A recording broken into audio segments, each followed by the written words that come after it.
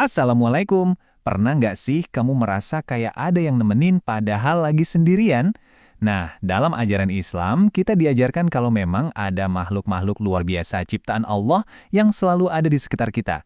Hari ini kita bakal kenalan lebih dekat sama mereka, para malaikat Allah. Coba dibayangin, di sekeliling kita ini ada pasukan super hebat yang nggak kelihatan. Tugas mereka cuma satu, menjalankan perintah Allah non-stop tanpa pernah capek sama sekali. Mereka ini bukan hantu loh, bukan juga jin, tapi para malaikat. Dan percaya nggak, konsep yang kedengarannya kayak di film-film ini ternyata jadi salah satu tiang utama iman kita. Oke, pertanyaannya sekarang. Malaikat itu terbuat dari apa sih? Kan kalau kita manusia ini dari tanah ya. Nah, mereka ini beda banget. Mereka diciptakan dari sesuatu yang jauh lebih murni, lebih luar biasa. Yap, mereka adalah makhluk yang terbuat dari cahaya. Ini dia nih intinya. Malaikat itu diciptakan dari nur atau cahaya murni. Itulah yang bikin mereka beda banget dari kita. Dan karena mereka itu sifatnya goib, artinya ya kita nggak bisa lihat mereka dengan mata biasa. Mereka ada tapi di dimensi yang berbeda dari kita. Nah, ini yang seru banget. Coba kita bandingin langsung ya. Di sisi malaikat, lihat deh, mereka tuh nggak perlu makan, nggak perlu minum, nggak tidur, dan yang paling penting, mereka nggak punya hawa nafsu. Makanya, mereka tuh selalu taat, 100%. Beda banget sama kita manusia kan? Kita perlu makan, perlu istirahat, dan kita punya banyak keinginan. Nah, karena itulah kita punya pilihan, mau taat atau mau membangkang.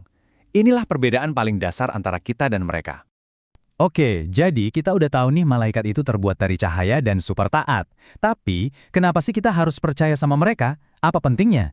Ternyata teman-teman, percaya sama yang gaib ini justru jadi salah satu pondasi paling penting dalam bangunan iman kita.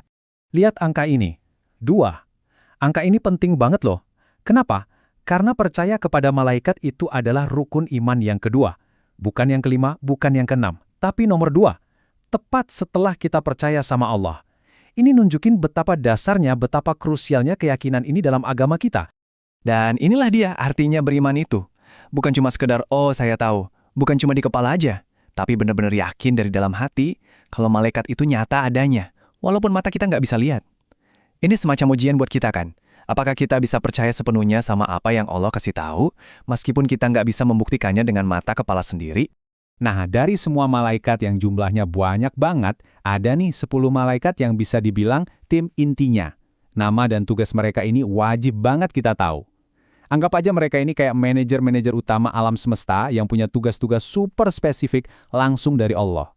Oke, ini dia the dream team-nya. Pertama, ada malaikat Jibril, tugasnya menyampaikan wahyu. Lalu Mikail yang ngatur rezeki dan hujan buat kita semua. Terus ada Israfil yang bakal meniup sangkakala pas hari kiamat.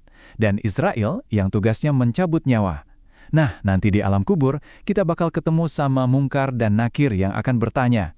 Terus yang ini nih paling dekat sama kita sehari-hari, Rakib dan Atid, pencatat amal baik dan buruk. Dan terakhir, ada Ridwan sang penjaga pintu surga dan Malik penjaga pintu neraka. Masing-masing punya tugas yang wow, penting banget ya. Oke, dari 10 malaikat tadi, ayo kita fokus ke 2 malaikat yang perannya paling personal, paling nempel sama kita setiap hari.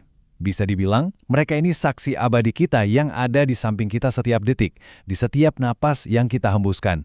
Yep, ini dia mereka. Di satu sisi ada malaikat Rakib yang tugasnya mencatat semua amal baik kita, sekecil apapun itu. Senyum ke orang lain, dicatat. Bantu teman, dicatat. Di sisi lain, ada malaikat Atid yang mencatat amal buruk. Coba deh renungkan, ini konsep yang kuat banget kan? Artinya nggak ada satu pun, bener-bener nggak ada perbuatan kita yang kelewat.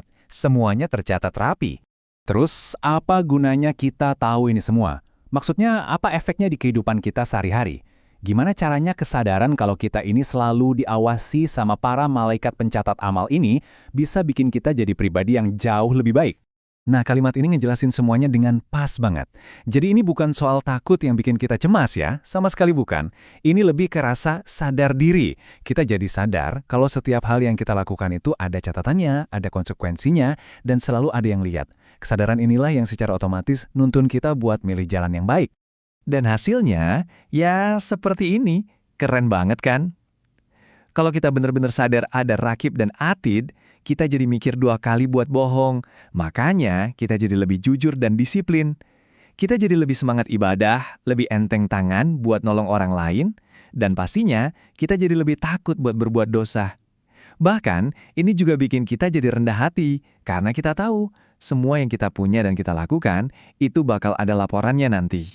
Nah, sebagai penutup aku mau kasih pertanyaan ini buat kamu renungkan. Bukan buat besok, bukan buat lusa, tapi buat hari ini, sekarang juga. Kira-kira perbuatan baik apa, sekecil apapun itu, yang bakal kamu lakuin supaya malaikat rakib bisa langsung mencatatnya di buku amalmu? Coba deh pikirin, dan ayo langsung kita lakuin.